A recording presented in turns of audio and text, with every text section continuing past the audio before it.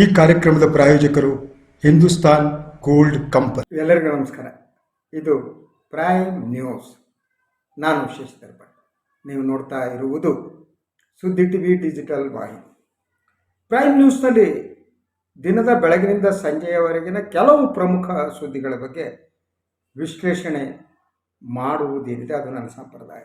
ಇವತ್ತು ಕೂಡ 2-3 ಸುದ್ದಿಗಳನ್ನು ತೆಗೆದುಕೊಂಡು ಬಂದಿದ್ದೀನಿ. ಆ್ಯಕ್ಚುಲಿ ಇವತ್ತು ಸುದ್ದಿಗಳು ಜಾಸ್ತಿ ಇವೆ, ಆದರೆ ನಾನು 3 ಸುದ್ದಿಗಳನ್ನು ಆಯ್ಕೆ ಮಾಡಿ ಅದರ ಬಗ್ಗೆ ವಿಶ್ಲೇಷಣೆ ಮಾಡ್ತೇನೆ. ಮೊದಲು ಪ್ರಮೋದ್ ಮುತಾಲಿಕ್ ಅವರು ಇವತ್ತು ಒಂದು ನೀಡಿದ ಹೇಳಿಕೆ, ಕಾನೂನು ಪಾಲನೆ ಮಾಡದಿದ್ದರೆ ಗುಂಡು ಹೊಡೆಯುತ್ತೇನೆ. ಇದು ಮುತಾಲಿಕ್ ಅವರು ಇವತ್ತು ನೀಡಿದ ಹೇಳಿಕೆ. ಇದ್ರ ಬಗ್ಗೆ ಮಾತನಾಡ್ತೀನಿ. ಹಾಗೆಯೇ ಇನ್ನೊಂದು ಮಹತ್ವದ ಸುದ್ದಿ ಅಂತಂದರೆ ಅದು ಕಾಂಗ್ರೆಸ್ನ ಚಿಂತನಾ ಶಿಬಿರ. ಈ ಚಿಂತನಾ ಶಿಬಿರ ಎಷ್ಟರ ಮಟ್ಟಿಗೆ ಫಲಪ್ರದ ಆಗುತ್ತೆ, ಅದು ಕಾಂಗ್ರೆಸ್ ಪಕ್ಷಕ್ಕೆ ಪುನಶ್ಚೇತನವನ್ನು ಕೊಡೋದಕ್ಕೆ, ಮುಂದಿನ ಚುನಾವಣೆಗೆ ಸಜ್ಜಾಗುವುದಕ್ಕೆ ಸಹಾಯ ಮಾಡುತ್ತಾ, ಅದರ ಬಗ್ಗೆ ಕೂಡ ಮಾತಾಡ್ತೀನಿ. ಹಾಗೆಯೇ ಇನ್ನೊಂದು ಈ ಹನುಮನ ಸಮಸ್ಯೆ, ಹನುಮ ಹುಟ್ಟಿದ ಜಾಗ ಇದೆಯಲ್ಲ ಅದಕ್ಕೆ ಸಂಬಂಧಪಟ್ಟ ಸಮಸ್ಯೆ. ಈಗ ಇನ್ನೊಂದು ಜಾಗ ಅದರ ಜೊತೆ ಸೇರ್ಕೊಂಡಿದೆ. ನಮ್ಗೆ ಗೊತ್ತಿದೆ ಕರ್ನಾಟಕದ ಕಿಷ್ಕಿಂದೆ ಹನುಮಂತ ಹುಟ್ಟಿದ ಸ್ಥಳ ಅಂತ. ಇದಾದ ಮೇಲೆ ತಿರುಪತಿಯವರು ಇಲ್ಲಪ್ಪ ಹನುಮಂತ ಇಲ್ಲೇ ಹುಟ್ಟಿದ್ದಾನೆ ಅಂತ ಅಂದರು. ನಂತರ ನಾಸಿಕ್ನಲ್ಲಿ ಧರ್ಮ ಸಂಸತ್ ನಡೆದು ಸ್ವಾಮಿಗಳು ಮಾರಾಮಾರಿ ಮಾಡಿಕೊಟ್ರು.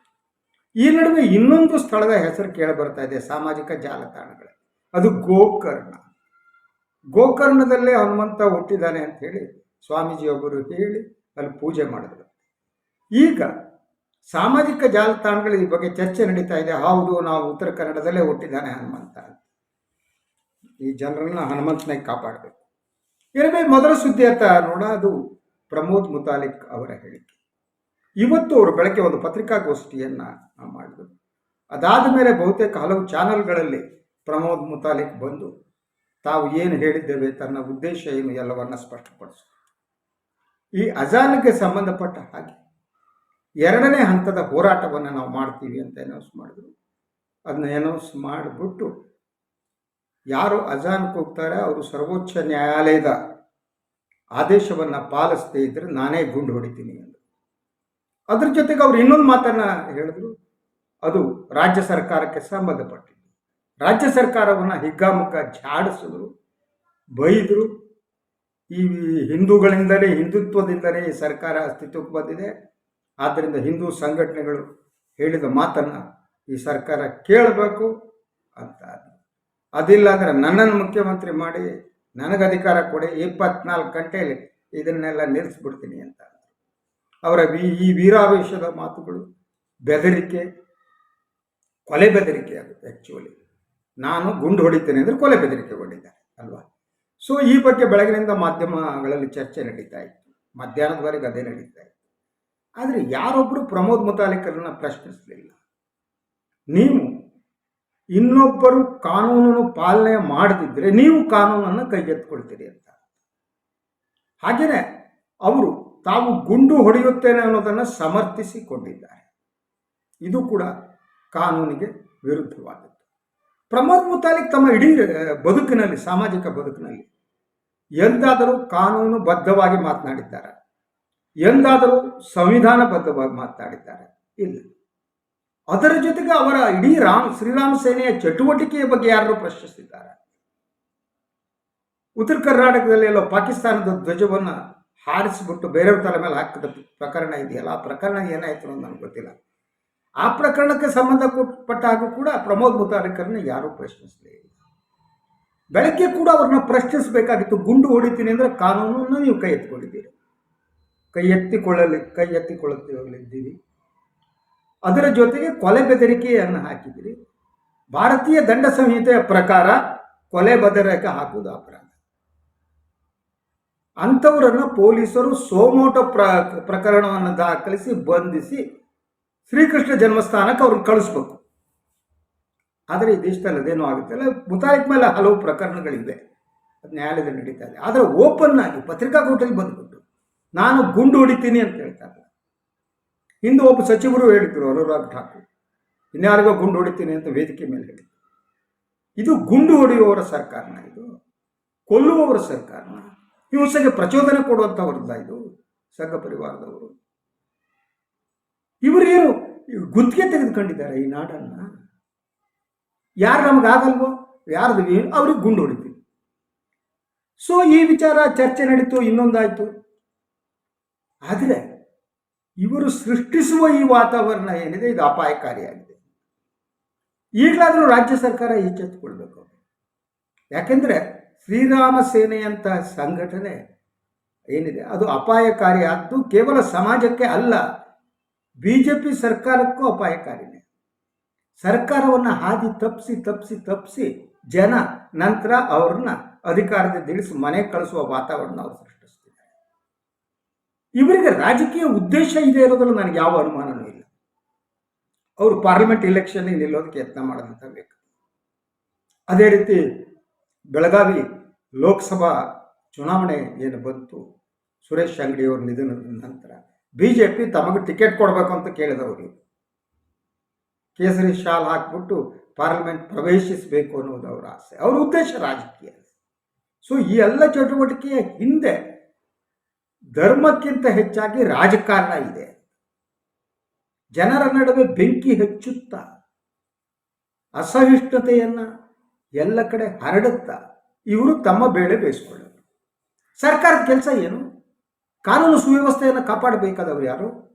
ನಾಳೆ ಇವ್ರು ಗನ್ ಹಿಡಿತಾರೆ ಅಂತ ಇನ್ನೊಬ್ರು ಗನ್ ಹಿಡಿದ್ರೆ ಹಿಂಸಾಚಾರ ಆದರೆ ಯಾರು ಜವಾಬ್ದಾರಿ? ಅದಕ್ಕೆ ಸರ್ಕಾರ ಪೊಲೀಸ್ ಇಲಾಖೆ ಏನು ಮಾಡ್ತಾ ಇದೆ? ಇಂಥ ಹೇಳಿಕೆಗಳನ್ನು ನೀವು ಒಮ್ಮೆ ತಡೆದಿದ್ದರೆ ಅಟ್ಲೀಸ್ಟ್ ಮುಂದೆ ಇಂಥ ಹೇಳಿಕೆಗೆ ಏನು ಕೊಡಬೇಕಾದ್ರೆ ಸ್ವಲ್ಪ ಮಟ್ಟಿಗೆ ಗೌರವಾನ್ವಿತವಾಗಿ ಯೋಚನೆ ಮಾಡ್ತಿದ್ರು. ಆದರೆ ಈ ವಿಚಾರದಲ್ಲಿ ಯಾವುದೇ ಕ್ರಮವನ್ನು ಸರ್ಕಾರ ಕೈಗೊಳ್ಳಲ್ಲ. ಅವರು ಈ ರೀತಿ ಹೇಳಿಕೆಯನ್ನು ಕೊಡ್ತಾ ಕೊಡ್ತಾ ಬೆಂಕಿ ಹಚ್ತಾರೆ. ನಿಜವಾಗಿ ನೋಡಿದರೆ ಇಂಥ ಸಂಘಟನೆಗಳನ್ನು ನಿಷೇಧಿಸಬೇಕು. ಕೋಮು ಪ್ರಚೋದನೆ ಮಾಡುವಂಥ ಕಾನೂನು ಬಗ್ಗೆ ಮಾತನಾಡುವ ಮುತಾಲಿಕ್ ಅವರು ಅವರು ಸಂವಿಧಾನ ಓದಿದಾರೋ ಇಲ್ಲ ಗೊತ್ತಿಲ್ಲ ಅವರಿಗೆ. ಅವರು ಸಂವಿಧಾನ ಒಪ್ತಾರೋ ಇಲ್ವೋ ಅನ್ನೋದ್ರ ಬಗ್ಗೆ ನನಗೆ ಅನುಮಾನ ಇದೆ. ಇವರೆಲ್ಲ ಸಂವಿಧಾನ ವಿರೋಧಿಗಳು, ಸಂವಿಧಾನವನ್ನು ಆದರೆ ಅವ್ರ ಮಾತಿನ ಮಧ್ಯೆ ಅಂಬೇಡ್ಕರ್ ಅವರ ಸಂವಿಧಾನ ಅಂತ ಒಂದು ಮಾತನ್ನು ಬೆಳಗ್ಗೆ ಪತ್ರಿಕಾಗೋಷ್ಠಿ. ಇವರು ಯಾವತ್ತೂ ಕೂಡ ಸಂವಿಧಾನದ ಆಶಯಗಳಿಗೆ ಪೂರಕವಾಗಿ ಆಗಲಿ, ಸಂವಿಧಾನ ಏನು ಹೇಳಿದೆ ಅನ್ನೋದು ಅರ್ಥ ಮಾಡ್ಕೊಂಡಾಗಲಿ ಅವ್ರು ನಡೆದುಕೊಂಡಿಲ್ಲ. ಸಂವಿಧಾನದ ಪ್ರಕಾರನೇ ಈ ದೇಶ ಏನಿದೆ ಇದು ಸೆಕ್ಯುಲರ್ ಸ್ಟೇಟ್, ಧರ್ಮ ನಿರಪೇಕ್ಷ ದೇಶ. ಈ ದೇಶದಲ್ಲಿ ಧರ್ಮಗಳ ನಡುವೆ ಬೆಂಕಿ ಹಚ್ಚುವ ಕೆಲಸವನ್ನು ಮಾಡುವಂತಿಲ್ಲ. ಅದು ಸಂವಿಧಾನ ವಿರೋಧಿಯಾದದ್ದು. ಅದರಂತೆ ಕೊಲೆ ಮಾಡ್ತೀನಿ, ಹತ್ಯೆ ಮಾಡ್ತೀನಿ ಅಂತ ಹೇಳುವಂತಿಲ್ಲ. ಅದು ಸಂವಿಧಾನ ವಿರೋಧಿಯಾದ.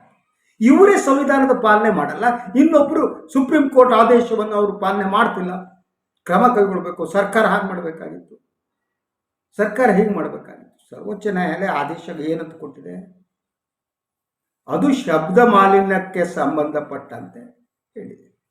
ಈ ಅವಧಿಯ ಒಳಗಡೆ ಮಾತ್ರ ನೀವು ಸಾರ್ವಜನಿಕವಾಗಿ, ಅದು ಕೇವಲ ಇಸ್ಲಾಮಿಗೆ ಮಾತ್ರ ಸಂಬಂಧಿಸಿದ್ದಲ್ಲ. ಶಬ್ದ ಮಾಲಿನ್ಯ ಕೇವಲ ಇಸ್ಲಾಮನವರು ಮುಸ್ಲಿಮರು ಅಜಾನ್ಗೆ ಹೋಗಿದ್ರೆ ಮಾತ್ರ ಶಬ್ದ ಮಾಲಿನ್ಯ ಉಂಟಾಗತ್ತೆ ಅಂತಲ್ಲ. ಗಣೇಶೋತ್ಸವದಲ್ಲಿ ಮೈಕ್ ಹಾಕಿದ್ರೂ ಆಗುತ್ತೆ, ಮೆರವಣಿಗೆ ಮಾಡಿದ್ರೂ ಆಗುತ್ತೆ. ಇವರು ಶಬ್ದ ಮಾಲಿನ್ಯ ಮಾಡ್ತಾ ಸಮಾಜವನ್ನು ಮಾಲಿನ್ಯಗೊಳಿಸ್ತಾರಲ್ಲ, ಭಾಷಣಗಳು ನೋಡಿತಾರಲ್ಲ, ಅದು ಶಬ್ದ ಮಾಲಿನ್ಯವೇ. ಇದ್ರ ಬಗ್ಗೆ ಎಲ್ಲಿ ಮಾತನಾಡಿದ್ದೀರಿ ನೀವು? ಬಹಿರಂಗವಾಗಿ ಧಾರ್ಮಿಕ ಆಚರಣೆಗಳು ಇರಬಾರ್ದು ಅಂತ ಮಾತಾಡಿ. I appreciate. ಧಾರ್ಮಿಕ ಆಚರಣೆಗಳು ಮನೆ ಒಳಗಿರಬೇಕು, ಐ ಎಗ್ರಿ. ಮನೆ ಒಳಗಿರ್ಬೇಕಾ ಹೊರತು ಅದು ಹೊರಗೆ ರಸ್ತೆಗೆ ಬರೋದಲ್ಲ, ಇನ್ನೊಬ್ರಿಗೆ ತೊಂದರೆ ಕೊಡೋದಲ್ಲ. ರಾತ್ರಿ 11 ಗಂಟೆ ಆದರೆ ಮೈಕ್ ಹಾಕೊಂಡು ಒದರ್ತಿರ್ತಾರಲ್ರಿ ಸ್ವಾಮಿ, ಅದ್ರ ಬಗ್ಗೆ ಮಾತನಾಡಿದ್ದೀರ ನೀವು?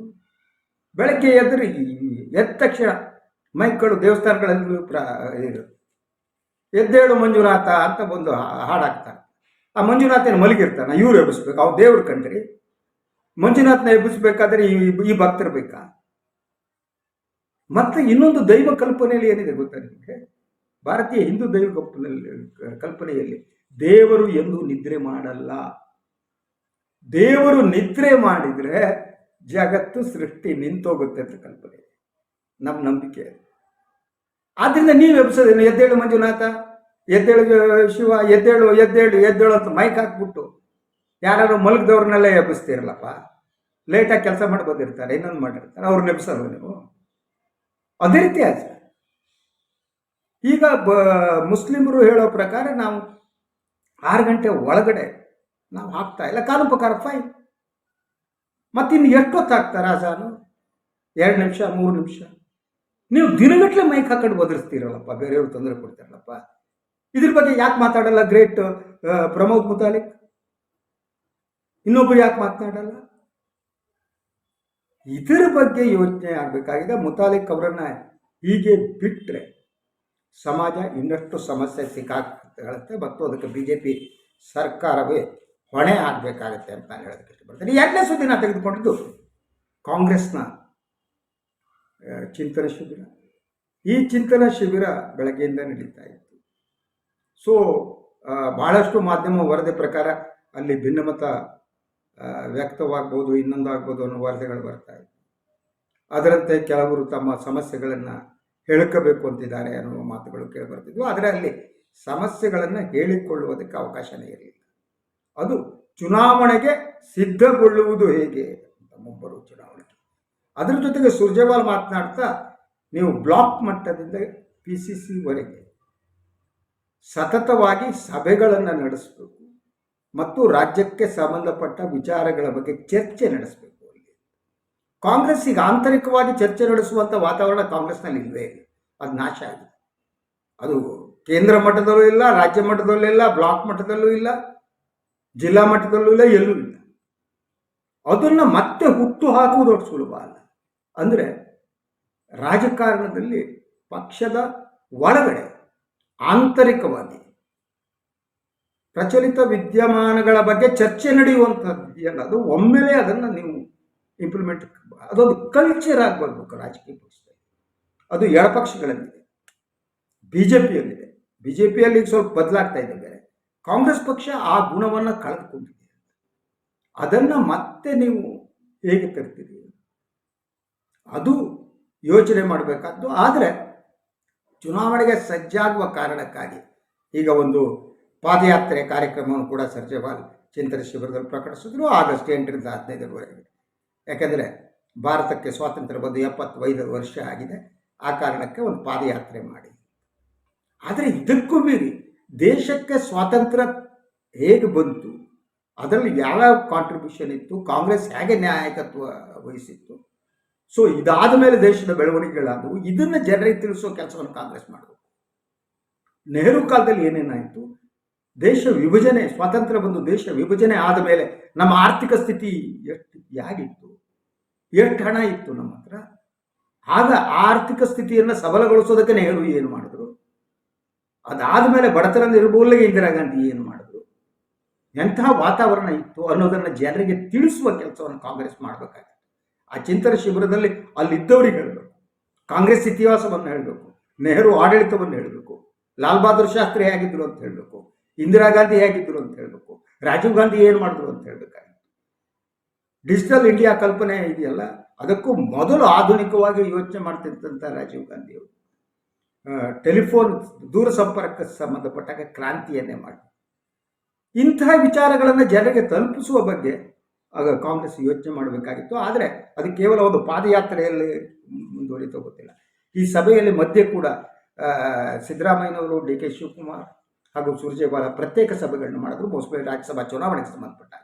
ಅದಾದ ಮೇಲೆ DK ಮತ್ತು ಸಿದ್ದರಾಮಯ್ಯ ಒಂದೇ ಕಾರಿನಲ್ಲಿ ಎಲ್ಲೋ ಹೋದ್ರಂತೆ. ರಾಜ್ಯಸಭೆ ಚುನಾವಣೆಗೆ ಸಂಬಂಧಪಟ್ಟ ಹಾಗೆ ಇರಬೇಕು ಅಂತ ನನಗೆ ಅನಿಸುತ್ತೆ. ಇಲ್ಲವೇ ಇನ್ನೊಂದು ಸುದ್ದಿ ನಾನು ನಿಮಗೆ ಹೇಳಲೇಬೇಕು. ಅದು ಈ ಹನುಮನ ಜನ್ಮಸ್ಥಾನಕ್ಕೆ ಸಂಬಂಧಪಟ್ಟದ್ದು. ಈ ಹನುಮನ ಜನ್ಮಸ್ಥಾನ ಏನಿದೆ, ನಾನು ಮೊದಲು ಹೇಳಿದೆ, ಹನುಮ ನಮ್ಮ ಹೃದಯದಲ್ಲಿರಬೇಕು. ನೀವು ಈ ಹಿಂದೂಗಳು ಒಳಗಡೆ ಹೊಡ್ಕೊಳ್ಳೋಕೆ ಶುರು ಮಾಡಿದ್ರೆ, ನೀವು ಮೊದಲು ಅಲ್ಪಸಂಖ್ಯಾತನ ಟಾರ್ಗೆಟ್ ಮಾಡಿದ್ರೆ, ಈಗ ನಿಮ್ಮ ನಡುವೆ ಹೊಡೆದಾಟ ಶುರುವಾಗಿದೆ. ಹನುಮಂತ ಎಲ್ಲಿ ಹುಟ್ಟಿದ್ದಾನೆ, ಈಗ ಈ ದೇಶದಲ್ಲಿ ಏನೋ 33 ಕೋಟಿ ದೇವರಿದ್ದಾರೆ ಅಂತ ಹೇಳಿ ಗೊತ್ತಿಲ್ಲ ನನಗೆ. ಆ ದೇವರು ಯಾರ್ಯಾರು ಎಲ್ಲಿ ಹುಟ್ಟಿದ್ದಾರೆ ಅಂತ ಹುಡ್ಕೊಂಡು ಹೊರಡಿ, ಹುಟ್ಟಿದ ಜ್ಞಾನ, ಬರ್ತ್ ಸರ್ಟಿಫಿಕೇಟ್ ಇದೆಯಾ ಅಂತ ಕೇಳಿ, ಆ ಲೆವೆಲಿಗೆ ತಂದು ಇಟ್ಬಿಡ್ರಲ್ಲ. ಈಗ ಹನುಮಂತ ಬಂದ್ಬಿಟ್ಟು ತಾನು ಬರ್ತ್ ಸರ್ಟಿಫಿಕೇಟ್ ಕೊಡ್ಬೇಕು, ಯಾವ ಸ್ಥಾನದಲ್ಲಿ ಹುಟ್ಟಿದ ಅಂತ. ಆ ಲೆವೆಲಿಗೆ ಹಿಂದೂಯಿಸಮನ್ನು ತಂದಿಟ್ಟಿದ್ದೀರಿ. ಸ್ವಾಮಿಗಳು ಇನ್ವಾಲ್ವ್ ಆಗ್ತಾರೆ ಇದರಲ್ಲಿ, ಸುಳ್ಳು ಹೇಳ್ತಾರೆ. ತಮಗೆ ಗೊತ್ತಿರ ಇಲ್ಲಿ ಹುಟ್ಟಿದಂತೆ ಹನುಮಂತ, ಇಲ್ಲಿ ಹುಟ್ಟಿದಾನೆ ಅವನು ಮತ್ತೊಬ್ಬ ದೇವರು ಇಲ್ಲಿ ಹುಟ್ಟಿದ್ದಾನೆ ಅಲ್ವಾ? ದೇವರು ಹುಟ್ಟುತ್ತಾನೋ ಇಲ್ವೋ ಅನ್ನೋದೇ ಬಹುದೊಡ್ಡ ಪ್ರಶ್ನೆ ಅಲ್ವಾ? ದೇವರು ಅವರಿಗೆ ಹುಟ್ಟು ಸಾವು ಇಲ್ಲ ಅಂತಾರೆ. ಮನುಷ್ಯರಾದವು ದೇವರಾಗುವ ಅವಕಾಶ ಈ ದೇಶದಲ್ಲಿ ಇದೆ, ಈ ದೇಶದ ಸಂಸ್ಕೃತಿಗೆ ಇದೆ. ಹಾಗೇನೋ ಹನುಮಂತ ದೇವರಾಗಿರ್ಬೋದು. ಅವನು ಎಲ್ಲೇ ಹುಟ್ಲಪ್ಪ, ಹನುಮಂತ ಏನನ್ನ ರಿಪ್ರೆಸೆಂಟ್ ಮಾಡ್ತಾನೆ ಅನ್ನೋದನ್ನು ಆಲೋಚನೆ ಮಾಡೋದು ಬೇಡವಾ? ಅದು ಬಿಟ್ಬಿಟ್ಟು ಈಗ ಗೋಕರ್ಣದವ್ರು ಶುರು ಮಾಡಿದ್ದಾರೆ. ಏನು ಹನುಮಂತ ಎಲ್ಲಿ ಹುಟ್ಟಿದ ತಕ್ಷಣ ಅದೇ ನಿಮ್ಗೇನು ಯಾವ ಲಾಭ ಕೊಡುತ್ತೋ ಗೊತ್ತಿಲ್ಲ. ಒಬ್ಬ ರಾಜಕಾರಣಿಗಳ ಟೈಪ್ ಬಿಹೇವ್ ಮಾಡ್ತಿದ್ದೆ. ಈಗ ಶುರು ಇನ್ನೆಲ್ಲ ಸಾಮಾಜಿಕ ಜಾಲತಾಣದಲ್ಲಿ ಗೋಕರ್ಣದಲ್ಲಿ ಹುಟ್ಟ ಅಲ್ಲೆಲ್ಲ ಪಕ್ಕದಲ್ಲಿ ಒಂದು ಗುಡ್ಡ ಇತ್ತು. ಈ ದೇಶದ ಬರೀ ಒಂದು ಕಲ್ಲು ಮಣ್ಣುಗಳಿಗೆ ಜೊತೆಗೆ ಪುರಾಣ ಜೋಡಣೆಯಾಗಿದೆ. ಅರ್ಥ ಮಾಡ್ಕೊಳ್ಳಿ, ಇಲ್ಲಿ ಪುರಾಣ ಬೆಳೆದು ಬಂದ ಬಗೆ ಹೇಗೆ, ಪುರಾಣವನ್ನು ವಾಸ್ತವಕ್ಕೆ ತರೋದ ರೀತಿಯೇ ಹಾಗೆ, ಅದನ್ನು ಈಗಿರುವ ಭೌಗೋಳಿಕದ ಜೊತೆ ಜೋಡಿಸ್ತಾ ಹೋಗ್ತಾರೆ. ಇದು ಯಾವುದು ಅರಿವಿಲ್ಲದೆ ಇರುವಂಥ ಇನ್ನೊಂದು ಸುದ್ದಿಯನ್ನು ಹೇಳೇ ಬಿಡ್ತೀನಿ. ನಾನು 3 ಸುದ್ದಿ ಅಂದ್ಕೊಂಡಿದ್ದೆ. ಅದು ಕಾಶ್ಮೀರದ ಪರಿಸ್ಥಿತಿ. ಕಾಶ್ಮೀರದಲ್ಲಿ ಇನ್ನೊಂದು ಹತ್ಯೆ ಆಗಿದೆ. ಬ್ಯಾಂಕ್ ಮ್ಯಾನೇಜರ್ ರಾಜೇಂದ್ರ ಕುಮಾರ್ ಅವರು ರಾಜಸ್ಥಾನದವರು ಇತ್ತೀಚೆಗೆ ತಾನೇ ಬಂದಿದ್ದರು. ಅವರನ್ನು ಹತ್ಯೆ ಮಾಡಲಾಗಿದೆ. ಕಳೆದ 72 ಗಂಟೆಗಳ ಅವಧಿಯಲ್ಲಿ ನಡೆದ 2ನೇ ಹತ್ಯೆ ಇದು. ಈ ನಡುವೆ ಕಾಶ್ಮೀರಿ ಪಂಡಿತರು ಕಾಶ್ಮೀರ ಕಣಿವೆಯನ್ನು ಬಿಟ್ಟು ಹೊರಟಿದ್ದಾರೆ. ಅವರ ಈಗಾಗಲೇ ಸುಮಾರು 400 ಜನ ವಲಸೆ ಹೋದರು ಅಂತ ಹೇಳಲಾಗ್ತಾ ಇದೆ. ಸುಮಾರು 4,000 ಜನ ಹೊರಟಿದ್ದಾರೆ. ಈ ನಡುವೆ ಕೇಂದ್ರ ಸರ್ಕಾರ ಉನ್ನತ ಮಟ್ಟದ ಸಮಿತಿಯ ಸಭೆ ನಡೆಸ್ತು. ಇವತ್ತು ಭದ್ರತಾ ಸಲಹೆಗಾರ ದಾವಲ್ ಅವರು ಕೂಡ ಇದ್ದರು. ಇದು ಯಾವ ಪರಿಹಾರ ಕೊಡುತ್ತೋ ಗೊತ್ತಿಲ್ಲ. ಯಾಕೆಂದರೆ ಸಮಸ್ಯೆ ಅಷ್ಟು ಉಲ್ಬಣವಾಗಿದೆ. ಸಮಸ್ಯೆಯನ್ನು ಅರ್ಥ ಮಾಡ್ಕೋಬೇಕಾಗಿದೆ. ಈಗ ಕಾಶ್ಮೀರಿ ಫೈಲ್ ಸಿನಿಮಾ ಮಾಡಿ ದೇಶದ ಜನರ ಭಾವೋದ್ರೇಕಕ್ಕೆ ಒಳಪಟ್ಟವರಿದ್ದಿರಲ್ಲ. ಕಾಶ್ಮೀರಿ ಪಂಡಿತರ ಇದಕ್ಕೆ ಹೋಗಿ ನೀವೆಲ್ಲರೂ ಕೂಡ ಹೋಗ್ಬಿಟ್ಟು ಅಲ್ಲಿ ಕಾಶ್ಮೀರಿ ಪಂಡಿತರ ರಕ್ಷಣೆ ಮಾಡಿ ನೋಡೋಣ. ಕಣಿವೆಗೆ ಹೋಗ್ಬಿಟ್ಟು ಏನೋ ಗಣಪತಿ ಮಾಡೋಕ್ಕೆ ಹೋಗಿ ಅವ್ರ ಅಪ್ಪನ ಮಾಡಿದ್ರಂತ ಒಂದು ಸಿನಿಮಾ ಮಾಡಿಬಿಟ್ಟು ಮತ್ತೆ ದ್ವೇಷ ಹೆಚ್ಚುವಂತೆ ಮಾಡಿದೆ. ಇದಾಗಿತ್ತು ಪ್ರೈಮ್ ನ್ಯೂಸ್. ನನ್ನ ಪ್ರೈಮ್ ನ್ಯೂಸನ್ನು ತಾವು ಇಷ್ಟಪಡ್ತೀರಿ ಅಂದ್ಕೊಂಡಿದ್ದೀನಿ. ಲೈಕ್ ಮಾಡಿ, ಸಬ್ಸ್ಕ್ರೈಬ್ ಮಾಡಿ, ಹಾಗೆಯೇ ನಮಗೆ ಸಹಾಯ ಮಾಡಿ ಅಂತ ಕೋರಿಕೊಳ್ತಾ ಇವತ್ತಿನ ಪ್ರೈಮ್ ನ್ಯೂಸನ್ನು ಮುಕ್ತಾ ಇದ್ದೀನಿ. ಎಲ್ಲರೂ ಒಳ್ಳೆಯದಾಗಲಿ. ನಮಸ್ಕಾರ.